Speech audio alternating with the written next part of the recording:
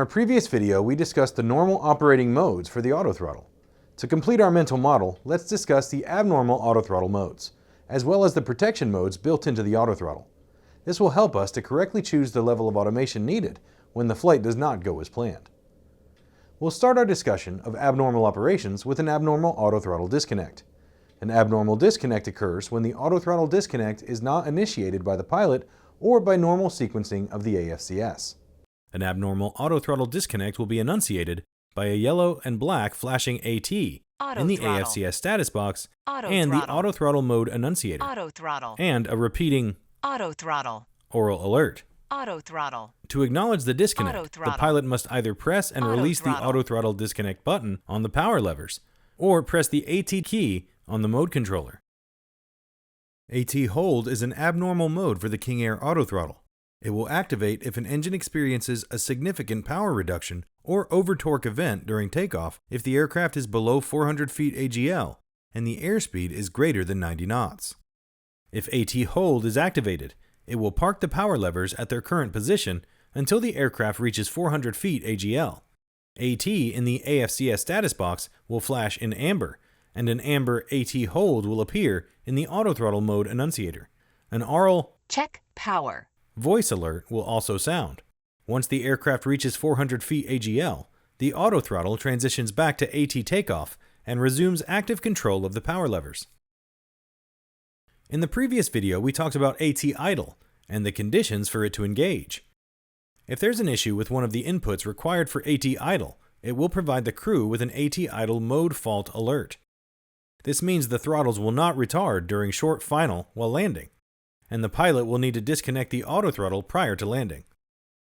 Remember, if AT idle activates for landing and does not detect weight on Autothrottle. wheels within 20 seconds, it will Autothrottle. disconnect abnormally. autothrottle autothrottle During our multi-engine training, we spend the most time preparing for the event of an engine failure.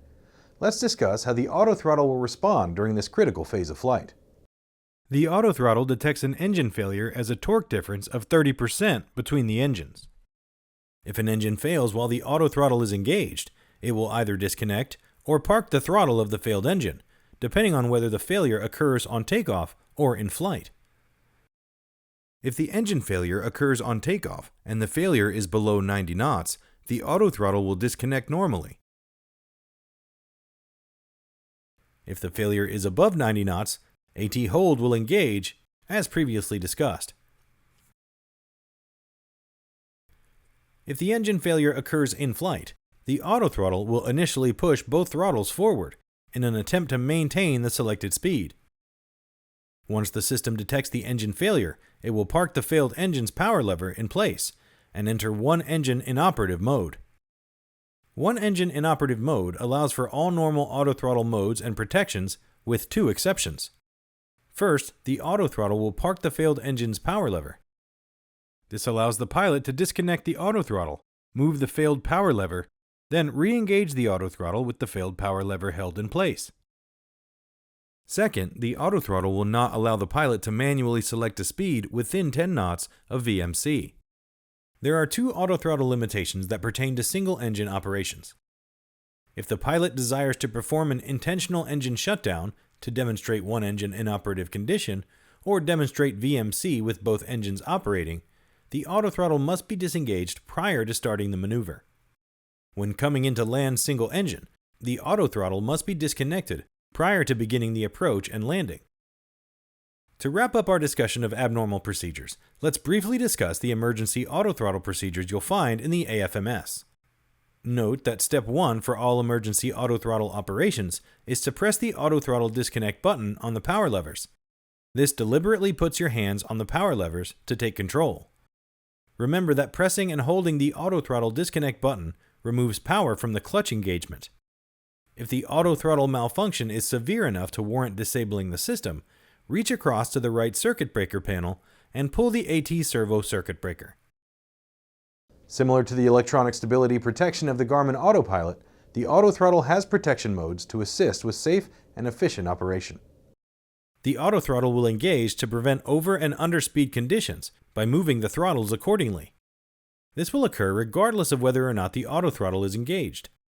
In an underspeed condition, the autothrottle will increase power to increase airspeed. ATV-min will display in the autothrottle mode annunciator when this protection is active. In an overspeed condition, the autothrottle will reduce power to slow the aircraft and annunciate ATV max. If the autothrottle was not engaged prior to the airspeed protection mode activating, it will disengage after moving the power levers without providing an aural alert. These protections will also respect airspeeds for gear and flap settings. If the pilot selects a speed less than what the autothrottle can maintain, a white autothrottle speed limit will appear on the attitude indicator. This could occur during single-engine operations if the pilot selects a speed below VMC plus 10 knots. The autothrottle is always monitoring torque and ITT to prevent over-torque or over-temp conditions. Torque is limited to 98% in all phases of flight, and the autothrottle will make adjustments for RPM changes. The maximum allowable ITT is configurable and is set on the flight plan FMS and route page. If one engine reaches the operating limit before the other, the autothrottle will limit power on the more efficient engine to match the less efficient. For takeoff and go-around, AT takeoff disregards the pilot-selected limit and sets an ITT limit of 10 degrees below the power plant limitation to ensure engine power is not limited during the initial climb. If the autothrottle is disengaged and is approaching an engine over-torque or over-temp condition, it will engage to reduce power and enunciate AT max power in the autothrottle mode annunciator. To disable the autothrottle electronic stability protection, or ESP, press and hold the autothrottle disconnect button for 5 seconds. A confirmation message will pop up once the autothrottle ESP is disabled. The protections will be re-enabled when the autothrottle is re-engaged or power is cycled to the avionics. If both autopilot and autothrottle stability and protection are disabled through the system setup page on the MFD, they will be disabled until selected on again, or power is cycled to the avionics.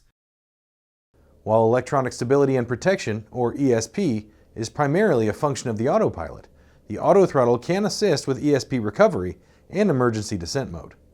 If the autothrottle is active when ESP activates the autopilot in level mode, the autothrottle will continue to track the speed target prior to level mode activating. The autothrottle will not automatically engage with the activation of level mode. When emergency descent mode, or EDM, activates, the autothrottle will engage if not already engaged. It will activate in AT descent and pull the power levers to idle. At level off, it will target the speed selected by the speed selector switch, either the manually selected speed prior to the descent or the FMS cruise speed schedule.